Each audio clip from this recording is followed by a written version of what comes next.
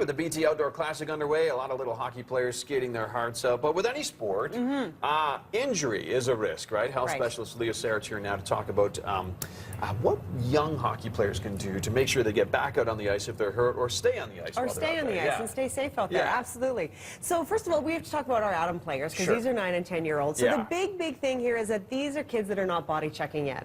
So I spoke with physiotherapist Julia Brooks from the Alberta Children's Hospital about this, and she says really that's the big game changer is the body checking. So she says that 86% of injuries that they see in young hockey players are due to body checking.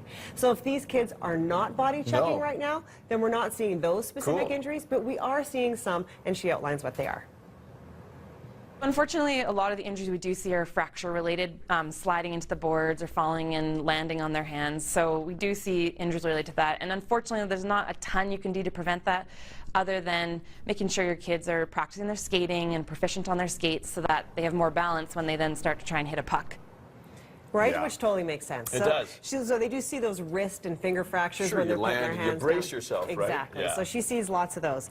But what she really focuses on with these little guys is looking forward, so moving down the road. So she says what she is seeing in the older kids are fractures from the body checking, and then also lower body muscle strains. So she's seeing things like quad pulls, groin pulls, hamstring pulls in the older kids. So what she's saying with these kids, these little Atom players, she says they need to start building a warm-up routine now, so that they are doing that, and that just becomes routine for them, that they're doing it every time they get out on the ice, whether it's a practice or a game, and they've got that built into what they're doing, so that they do that when they're older as well. So she says it doesn't even take that long. It takes about 10 minutes, but she says they really need to do this for later in their hockey lives. Yeah. We want them there at like 45 minutes before the game for a reason. Exactly. So they can jump up and down to get warm. Exactly. And here's why she says it's so important.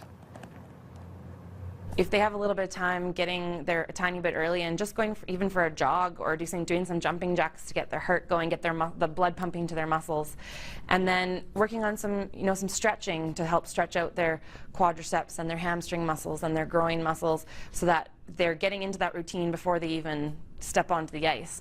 And then once they're on the ice, there's usually a very limited warm-up time, unfortunately, in most games, especially with the little guys, but trying to make the most of your warm-up. So doing a good skate where your heart rate gets up a little bit, doing some shooting, so that all those muscles are ready to go when you're actually in the game. Yeah, the hockey Calgary only gives them about 3 minutes to warm up with their hands and the pucks and that type of thing. And so she's saying you need to get there earlier as a parent so that you can give them the time that they need to get that blood pumping into those muscles. So I said, what's really going on there? She says, well, once we've got the blood into those muscles, then it allows them to be warm, and then they can stretch better, so they can react better to the puck and that kind of thing.